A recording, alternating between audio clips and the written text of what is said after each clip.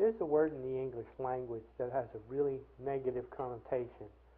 It sounds like failure, like someone's a loser, a financial screw-up, a deadbeat. And that word is bankruptcy. Now, we all know what bankruptcy means, right? It means busted, out of money, out of options, and some of that may be true, but it's not the entire case. Bankruptcy can be your financial savior. Today's show is about bankruptcy, taking back your financial life, and it's something that you may want to consider filing for. Our host today is attorney Irina Lust, and she's discussing this with New York financial attorney Karamvir Dahiya. So let's listen in and see if this is something you may want to consider. I'm Bob Ward, and this is Above the Bar.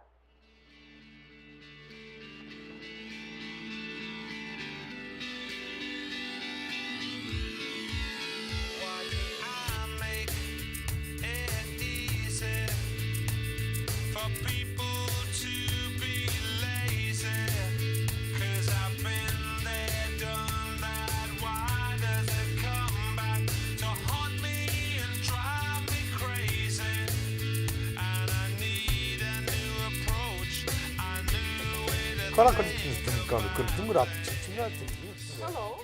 welcome. The topic today we'll be discussing is bankruptcy and mortgage foreclosure. I'm your host, Irina Lust, and this is my honored guest, Karamvir Dahiya of Dahiya Law Offices. He's a Harvard graduate, and he is an owner of a bankruptcy law firm, and he will talk with us today on topics of complex bankruptcy topics and mortgage issues. Very nice having you here. Thank you for having me here. So let's start. Can you explain in simple terms what is debt, consumer debt, why one should file for bankruptcy, and how bankruptcy plays into this whole picture? Well, bankruptcy is a federal relief. What happened was initially each state was sovereign government. We have dual sovereign system. So the state had their own insolvency system. And the relief from one state is not effective on the other states. So the Congress decided that they must have a system wherein they can have centralized forum for disputes with all the creditors, marshaling the assets at one place, and the creditors to be paid from one pool of assets, one place. Centralizing it, this is how the federal government came up with this idea of federal bankruptcy. So this is what, it's a legal process. So I often hear this term, fresh start. Could you elaborate on that? What does that mean to a person sitting at home thinking, should I file for bankruptcy? What types of relief exist? What is it? A fresh start is as if you have no debts. You start anew. You start fresh. You don't have the burden, and you don't have the burdensome, excessive obligations that you cannot pay back, repay your debts as they accrue. That's the reason and the time that you seek relief from the federal government. What do? You file a bankruptcy petition, and you seek to discharge your debts. You tell them, listen, I can't pay anymore. I'm done. Give me a chance. Probably I'm going to start. I'll be a good citizen. I'll be more productive. The idea in our capitalist system is that you're more productive if you're let free to operate and to conduct your business, invest your business without any fear. Because those civilizations, countries, the system, which does not forgive the debts of the individuals, they never do well. So it's basically boosting the capitalist structure of this country. It's productive for one, it's productive for everyone. So can you discharge any kind of debt? Of course, all kind of debts could be discharged. However, the list of debts that cannot be discharged is getting bigger. Could The you give reason us is some simple. examples? Yeah, I mean, the example is child support, criminal restitutions, certain tax liabilities. So there's certain debts the government feels they are so important. They're morally important. Paying your taxes is a morally important obligation. So is child support. So something that is morally tied to your obligation, that is not dischargeable. What is a morality? That is enumerated under Section 523 of the Bankruptcy Code. These are the debts. If you lied to obtain credit, that also cannot be discharged. So we have those things, the list, the inventory, what is dischargeable, non-dischargeable, is kind of different. But what can be discharged? Can you tell people what can be discharged? Well, any private loans can be discharged. Money borrowed to start a business can be discharged. Money borrowed to buy clothes, consumer goods, business, anything can be discharged. What can be discharged is a big list. What cannot be discharged is a specific small list. But I heard certain types of tax liabilities could be discharged. There is a way around it. Could you tell us more? Well, the state tax liabilities can be discharged at any stage. All right. Withholding, that cannot be, because that was never your money to start with. You're keeping sales tax. You are keeping the money in trust, so that's not dischargeable. The money that you owe, money that you made and you owe, not the trust fund money, that is dischargeable provided it is an old debt. The reason is simple. The government didn't want you to, made money and you file bankruptcy, you never pay. No. Government gives you time, 3 years. Then only it entitles you to file for bankruptcy to discharge your debt. You can file bankruptcy anytime. So what kinds of bankruptcies exist? Well, we have a bankruptcy code under Title 11 of the United States Code. And that we have certain chapters. They're old, Chapter 1, Chapter 3, Chapter 5. What are the main Chapter ones that people should know? Yeah, people should know that basically there's Chapter 12 for farmers, then there's Chapter 13 for people, homeowners, people with regular small businesses, income. Then there's Chapter 7, you can't make payments. Then there's Chapter 11 for people and corporations involved in business. So when a client comes to your office, how do you decide which chapter you'll be putting them on? We'll look at the need of the client. If there is something to structure and retain, for example, you're losing a house in foreclosure. You want to keep the house and pay them over a period of time. So what do you do to reinstate the mortgage? You do a Chapter 13 or Chapter 11.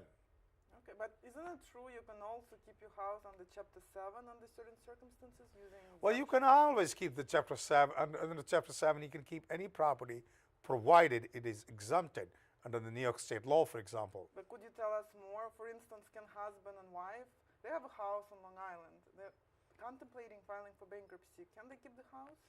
Yes, they can keep the house. If there's no equity, they can keep the house. And if there's an equity, but the equity does not exceed $300,000, they can still keep the house. Okay, that's very interesting. So tell me more, how one can file for bankruptcy? How does one qualify? Well, one needs to be an entity or a human being to file for bankruptcy. Can you be, if you're here illegally, can you file? Absolutely. Any impact on your immigration Absolutely status? not. Anyone, even a tourist, anyone can file bankruptcy here. The only thing they need is certain debts to discharge. So even an illegal immigrant can do it. There is the relief. It's kind of, you cannot deny someone a federal relief just because someone does not have a status. Because There's certain things, kind of, for example, Medicaid and all this, the government-sponsored benefits. This is not a government-sponsored benefit in the sense it is between two private parties. The government can regulate that bounty, that disbursement, what government is disbursing. Here, the government is by force, the compulsion of law is bringing two people together, a lender and a borrower, telling them, listen, let it go. Give this guy a chance. He can't pay. So it can be discharged. What about if a person lives in a rent-stabilized apartment? What happens in bankruptcy? Nothing happens in bankruptcy. Well, a rent-stabilized apartment, then the rent-stabilized apartment it's a very beautiful thing in New York City. Rents are expensive, very expensive. You know, not everyone is son of God. Birds have nest, foxes have holes, but son of God does not know where to lay his head. The problem is human beings need a house. They need to live in Manhattan, East Village, West Village. So they are lucky if they get an apartment which is rent stabilized. The rent is regulated. But you would be The afraid parties are not to lose free to get into, like, how much a rent stabilized apartment. The landlord cannot say, "I want to charge you $5,000." No, you're not free. You're controlled. However, that apartment, he might be renting it to you for $1,500, but that apartment might have a market value of like $6,000. Like Cindy Lauper was occupying an apartment, rent stabilized for a long time. Yeah, and there was a big fight about it. Woman made so much money. Did she keep it? No, then there was a fight that finally she gave up. So what happens in bankruptcy is the lease become a property of the state. The bankruptcy trustee can marshal the lease, toss it out from the rent stabilized market, sell it. Okay. What about couples of same sex? Can they file for bankruptcy? It's They a can hot file for topic right now. And Well, of course they can file it. You mean to say, like, can they file as a couple? as a couple. Yes. Where? Yes, they New can. York? Yeah, anywhere, wherever it's recognized, Is the it state. recognized in New York? It's Parts of New recognized. York? So yes, people of the same, same sex can, as a couple, they can file bankruptcy. Now the only thing that was an obstruction was DUMA, Defense of Marriage Act, but that is under challenge, and I believe the U.S. government has acquiesced in, and they don't want to challenge that. They said, let it go. It is not constitutional. It's a form of discrimination. So we had a case recently wherein a couple of the same sex, they filed for bankruptcy before Judge Cecilia Morris. She allowed it Okay. in Southern District, yes. That is an interesting decision. Of course, the times are changing. Things have to change. And can husband and wife file together? And what is the benefit filing as a couple? Benefit is nothing. It's administrative convenience. You don't have to pay filing fees twice. That's the reason. There's not much of a benefit other than this. Okay. So I have another question. Hurricane Sandy happened, and as you know, a lot of people still troubled. They're trying to save their houses, and they're in a lot of debt. So can you tell us the impact of the hurricane and how bankruptcy could potentially help people in the housing market? Well, the Bankruptcy Code has not come up with any special ad hoc relief in order to pander specifically or to meet this exigency created. The bankruptcy, which is there with or without these catastrophical events, can be of great help. Naturally, you have debts, you're scrambling, life is scattered, you put the pieces together. But how does bankruptcy help? Bankruptcy is not going to help. The only way bankruptcy can help is pay back your debts. How? You don't pay them, you discharge your debts. What if you got FEMA assistance? Will that be taken in bankruptcy? No, that will not be taken. No. You can definitely, for example, you're not paid the mortgage payments, you've not been working. A lot of folks have daily wages, so it's a great benefit to them. I know you do a lot of mortgage foreclosures defense, you do lien modifications, mortgage modifications, stripping second mortgages. Could you tell how the process works? What is it about? What do you think about mortgage market in general right now? Well, there are too many questions. Anyway, let's start with the last question. What do I think about the mortgage market? Mortgage market is melting. Evaporated, it's evaporating too. And you can see the smoke everywhere. People, companies filing for bankruptcies. Lehman Brothers. Companies that were thriving on securities market based on mortgage securities, they kind of tanked. And we are trying to find a balance because it was realized that the mortgage securities were not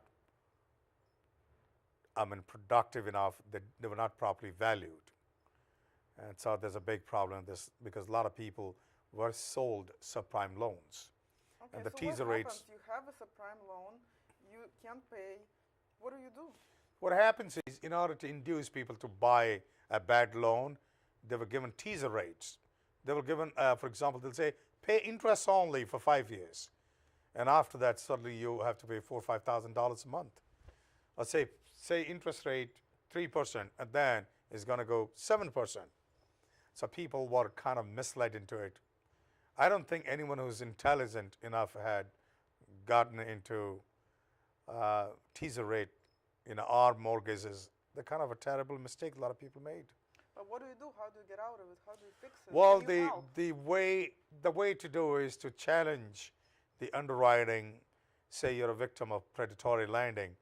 There's certain laws. For example, we have in 2003 we had New York Banking Law 6L, wherein the borrowers are given special rights. If the loan happens to be a high-cost loan, you're supposed to give extra disclosures. And there's certain penalties. No prepayment default, interest rate to change or go double after default. Those things are not there if it is if it is covered in New York Banking Law 6L. The interesting part of New York Banking 6L is it applies to both the purchase and to refinance. Whereas the Truth in Lending laws and HOOPA, Home Equity Protection Act, Home Ownership and Equity Protection Act, applies only to a loan. That is, when you already have a house and you're kind of refinancing, you picked up an equity loan. So New York Banking Law 6L is an effective tool, very underutilized. But what do? You have your house, you have bad loan. How do you go about it? Well, you have Can to, explain in simple terms. in simple terms, you have to see, the first simplicity is to take an understanding, try to understand what the agreement is, what the loan is. What were you told by the broker? What were you told by the bank? What it turns out to be. The problem is you're told something else, but once you start paying, you get a bill after a couple of years, and the loan is something else. It morphs into something else, and you're taken by surprise. That is the time you get the help of a good lawyer. Go through the numbers. Okay, and then you can sue broker, And then you sue. bank. Yes. Sue breach of contract, and there's several theories you could do it. To check predatory lending. There's several ways. How successful are those claims usually in your experience? Usually what happens is when you sue a lender, the subprime lending, once they're sued, they will settle with you. They'll revise the mortgage. And then you will have your monthly payment much lower amount, right? Absolutely. So tell me about having two mortgages, larger mortgage and smaller mortgage. I heard in bankruptcy you can wipe out the second mortgage entirely. Could you explain? Yes. What happens is you're allowed in the bankruptcy to pay to the creditor to the tune of the underlying equity, the value of the house. For example, you got a house, you got it for $500,000, and the first loan is $400,000, the second loan is $100,000, but the value of the house is $350,000 now, $350,000. So you can always expunge the second loan because the value of the house has gone down. But So the you first only do it mortgage through is covering. bankruptcy? You can only do it through bankruptcy, Absolutely. right? The only thing yes, there's a section 506 in the Bankruptcy Code that helps you to evaluate the value. It values the property, and then it gives you certain rights to expunge the extra baggage. Only that money needs to be paid, whatever the value of the house is. Not the contract money, but the value of the house. Very, very interesting. Could you tell us more, what are the actions people can take with bad mortgages and loans? Well, the first thing you need to do is file a letter under RESPA called Qualified Written Request, wherein you make demands on the lender to send you a list, entire breakdown, the money you've been sending, how much is applied to the escrow, where is money going?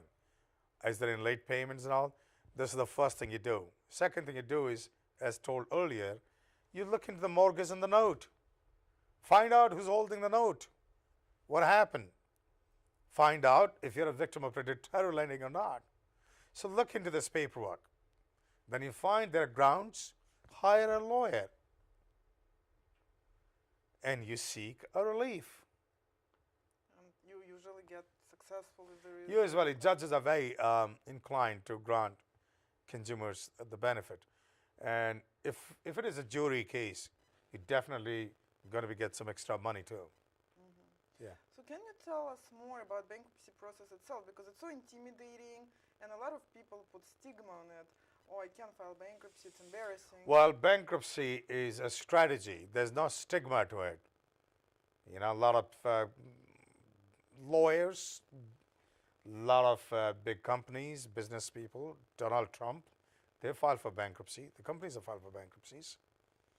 So bankruptcy is basically nothing. It's like going to a boot camp. You become lean and mean for a second. You change. You pledge to change. Well, what are the caveats people should know before filing bankruptcy? For instance, you have some money in the bank and you're about to file bankruptcy and you think, well, let me give this money to my son or my daughter. What is allowed, not allowed? Well, what happens is this is called fraudulent conveyance. If you are filing for bankruptcy and you get, let's say, $15,000 in your bank account and you need to pay $75,000 to your credit cards, can you file bankruptcy? You can file bankruptcy, yes. No one stops you. However, the $15,000 you had, you can't keep that money. There's an exemption that you could do. Money out of the exemption, not covered under exemption, has to be paid to the estate, to the trustee. If you give it to your mom, definitely the trustee is going to pursue the money, and it's likely that you're exposing your mother to being a defendant in a lawsuit. So you have to be careful. Can bankruptcy stop eviction proceeding or wage garnishment? Absolutely. What bankruptcy does is it provides a stay. No proceedings to be allowed against the debtor under no circumstances, any circumstances. It stops all legal proceedings, all kind of proceedings. That's Section 362 of the Bankruptcy Code. And then how long does bankruptcy take? Usually on average. Well, the bankruptcy is, it depends on how gifted the lawyer is. Some lawyer makes a bankruptcy petition in 15 minutes. Some take 15 days. So depending on what the situation is and how forthright and honest the debtor is. So if you have all the information, prepare 15, 20 minutes, prepare it, talk to him, understand the case, and do an electronic filing. And what documents you need to, if you're doing it per se or you're doing it with a lawyer, what documents you need to have? Well, you need to get the ID, photocopy of the ID and Social Security card. Very important. If you don't have Social Security card? Well, then you need something else showing the Social Security number. Or you don't need a Social Security number to file bankruptcy. You're not required. Law doesn't say that you need Social Security. Otherwise, imagine a foreigner, how can he file for bankruptcy? That's true. Some form of ID is always useful. So what are the documents you need to collect? Nothing, a list of the creditors, list of assets and liabilities, that's all. And then what happens? Bankruptcy is filed, and what is the next step? Bankruptcy is filed, you get a letter, you have to meet, this is called meeting with creditors. You go there and speak to the trustee. And what is trustee? Trustee is a lawyer like you and me. It's not a judge? No, he's not a judge. A judge is not allowed to preside over the meeting. A trustee is going to examine you, ask you questions. What's your name? So I go to trustee's meeting. Will I have to meet the judge later on? No, there's no meeting with the judge. Unless the trustee starts a proceeding against you.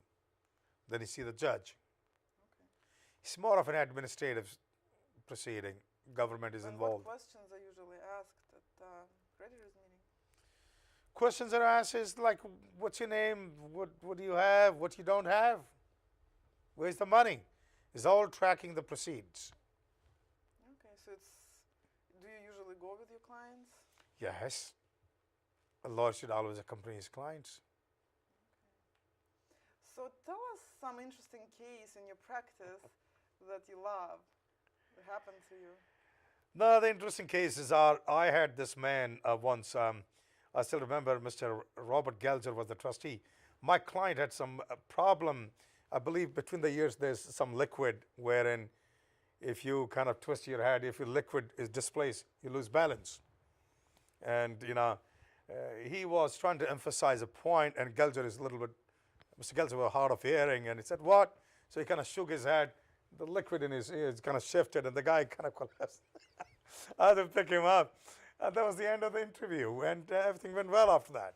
Great. And that's an interesting side. However, the interesting questions can arise when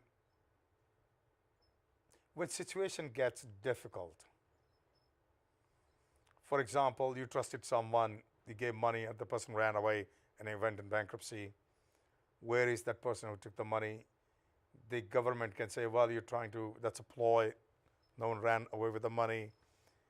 Husband and wife, they're filing bankruptcy together, but then they stop cooperating with the trustee. What happens if husband and wife get divorced in bankruptcy? What happens? Well, you know, there's a conflict then. The same lawyer cannot represent both the parties. Can you file if you separated from your spouse? Yes, you can still. The law doesn't say that you have to be living together in harmony. No, it doesn't say that. As long as you're legally married? As long as you're married. Okay. And tell me more about credit, because a lot of people are very wary to file bankruptcy. They think that their credit history will be destroyed. Is that true? Well, the credit history, it's a hard hit on the credit history. It's a hard hit only for 3 months.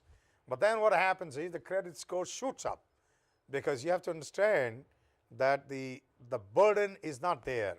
So all the debts are discharged, the balance is zero, and it shoots up the credit. Usually people who are bankrupt, the credit score is better than non-filers. How fast does it go up? 6 months. 6 months? Yeah. And what can you do to improve your credit? Are there any ways? Be nice to the creditors. Start making payments. That's all. And can you buy a house after bankruptcy? Absolutely. What do you have to do to qualify? Well, your credit history has to be good. Just because you're going to bankruptcy, they can't discriminate. There's a section in the Bankruptcy Code which says you cannot discriminate against someone who just filed for bankruptcy. Another question, can you be fired if you file for bankruptcy? That's a serious crime. Not a crime as such, but you could be penalized. There was Bank of America had a bank employee, Bank of Boston at that point, filed bankruptcy, and they realized that filed for bankruptcy. They put him in the basement, and that was a lawsuit against the bank, and then they finally. Okay, well, this was very informative. Unfortunately, we're running out of time, but Mr. Dahiya, Karamvir Dahiya, thank you very much for joining us and explaining bankruptcy process in detail. And I'm your host, Irina Lust, and we appreciate your advice and input. Thank you. Thank you very much. Thank you for having me.